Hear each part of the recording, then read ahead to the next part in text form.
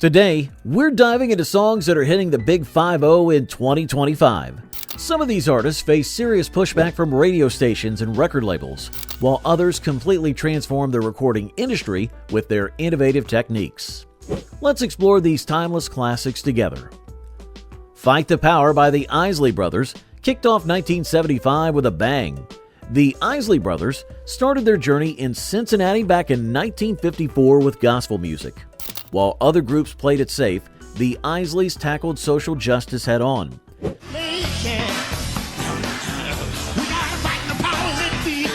They fired their record label executives in 1969, formed their own label, and became one of the first black-owned record companies in America. Their bold move inspired other artists to take control of their own careers, setting a precedent that would change the music industry forever. The group's influence extends far beyond their music. Through T-Neck Records, they gave young artists like Jimi Hendrix and Elton John their first breaks. Today, Ronald Isley continues performing at 84, collaborating with modern artists like Beyoncé and Tyler, the Creator. The group's commitment to artistic independence and social commentary has earned them multiple Grammy Awards and a place in the Rock and Roll Hall of Fame. Here's something most people don't know.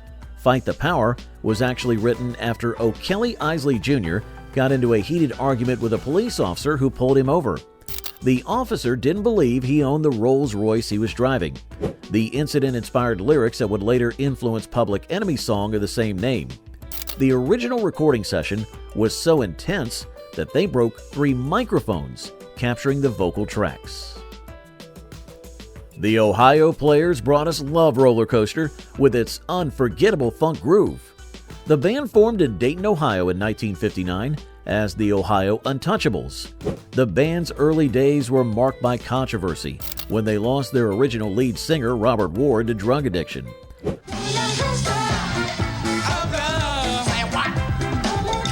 The determination to continue despite this setback showed the resilience that would define their career. While many assume they faded away, they've never stopped performing. Though several original members have passed away, the band still tours with newer members, keeping their unique sound alive. In 2013, they were inducted into the R&B Hall of Fame. Their innovative use of synthesizers and horn arrangements influenced countless artists in funk, disco, and early hip-hop. The urban legend about Love Roller Coaster claims that a scream heard in the recording was a real murder being committed. The truth? It was keyboard player Billy Beck hitting a high note. The band never corrected the rumor, believing it helped them sell more records.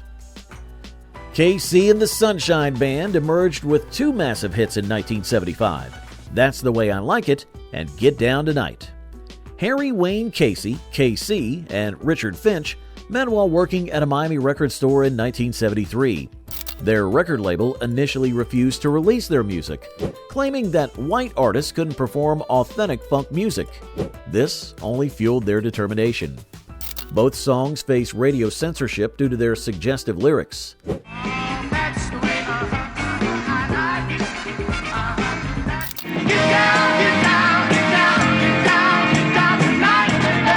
Despite the controversy, KC and the Sunshine Band sold over 100 million records worldwide.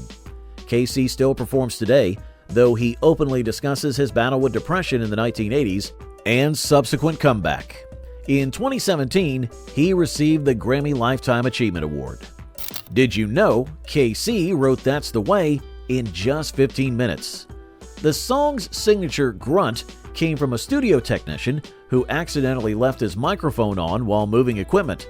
They liked it so much, they kept it in the final mix. The band actually recorded the song twice before getting the version we all know. The first attempt was much slower and had a completely different feel. Hey friends, if you're enjoying this trip down memory lane, take a moment to hit that like button, share your memories of these songs in the comments below, and subscribe to our channel for more musical history that matters to our generation. Your stories and experiences are what keep this music alive for future generations. War asked, "Why can't we be friends?" in 1975, but their story began in 1969 when Eric Burden of the Animals discovered them backing NFL star Deacon Jones in a Los Angeles bar. The band's multiracial lineup was rare for the time, and they faced significant backlash in certain parts of the country. Why can't we be friends? Why can't we be friends? Their determination to maintain their diverse lineup despite pressure from record executives set an important precedent in the industry. Today, War's music has been sampled in over 1,000 songs. Original member Lonnie Jordan still tours with a new lineup, though legal battles over the band's name have created tension with other surviving members. Their music has appeared in numerous films and TV shows, introducing new generations to their message of unity. The inspiration for Why Can't We Be Friends came after a concert in Memphis, where the band witnessed a fight between audience members of different races. They wrote the song that night in their hotel room. The original recording included verses in several different languages, though only the English versions made it to the final cut.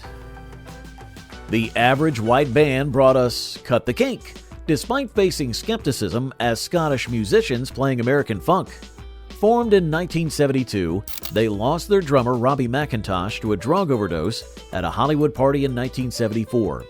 That incident almost ended the band, but they channeled their grief into their music.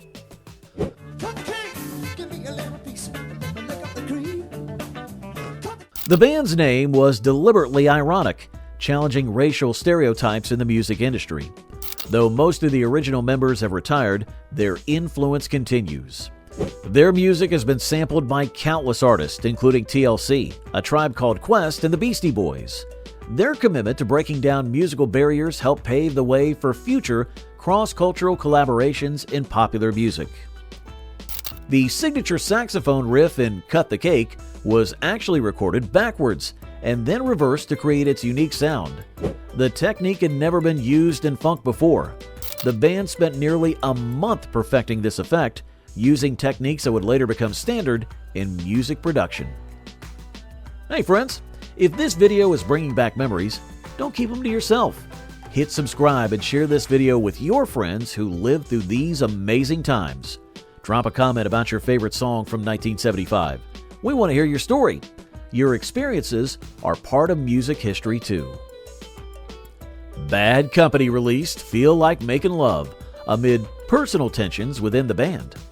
Formed from the ashes of Free and Mott the Hoople in 1973, the band's heavy drinking and disagreements nearly prevented the song from being recorded.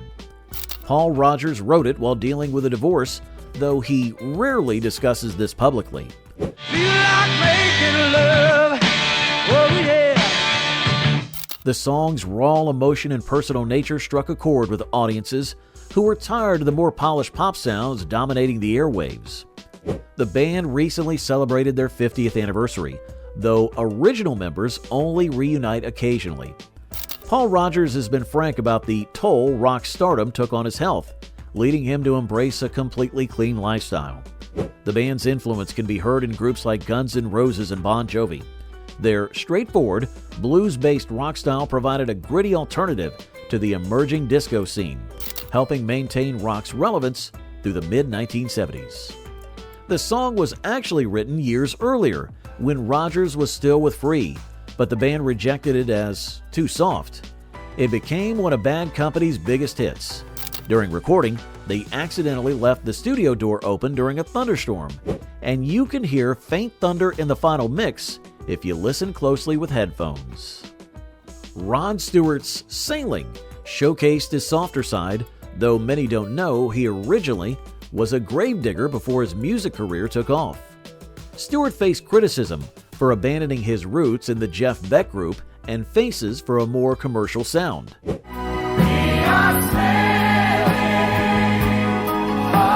The song itself was a cover, though many assume Stewart wrote it.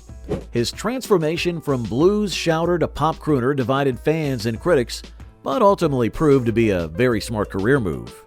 Now in his late 70s, Stewart continues to perform and recently renewed his wedding vows in 2023.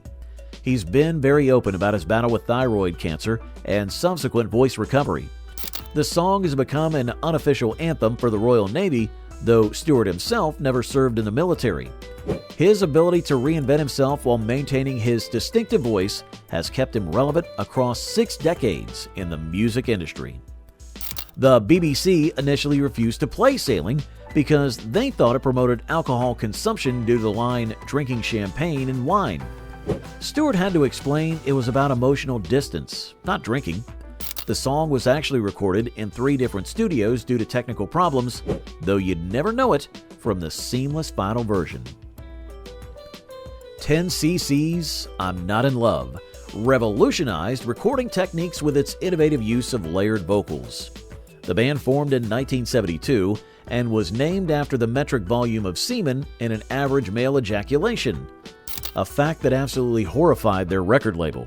I'm not in love, so don't forget. The song almost didn't get released because band member Eric Stewart thought it was too soft.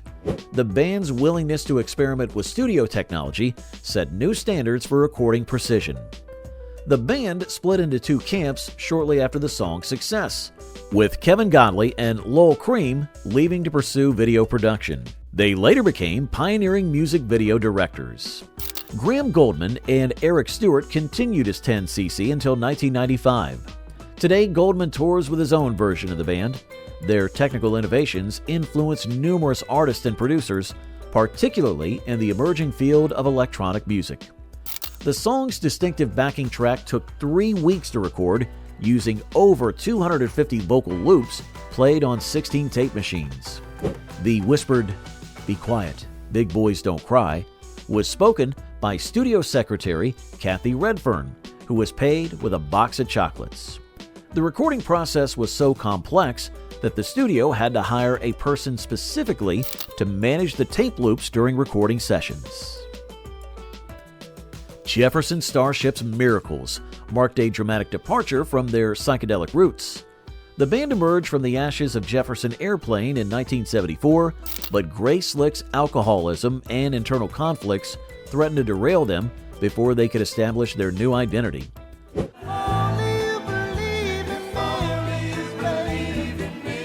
The shift towards mainstream rock alienated many of their original fans, but introduced their music to a whole new audience. The band's evolution reflected broader changes in American society as the idealism of the 1960s gave way to the more commercial 1970s. The band continues today, though with an entirely different lineup. Original member David Freiberg still performs occasionally at 84. Their journey from acid rock to commercial success remains controversial among fans, though Miracles represented their highest charting single. The song's success helped finance the band's own recording studio, a move that gave them greater creative control over their future releases. The red soup mentioned in the lyrics refers to Marty Ballin's experience with borscht at a Russian restaurant in San Francisco.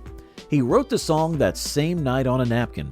The restaurant owner kept the napkin and had it framed, though it was unfortunately lost in a fire in the 1980s. These songs are turning 50, but their impact remains timeless. If you enjoyed this journey through 1975, make sure to subscribe to our channel. Share this video with friends who appreciate real music with real stories. Your memories and experiences are what keeps these songs alive for future generations. Until next time, keep the music playing and the stories flowing.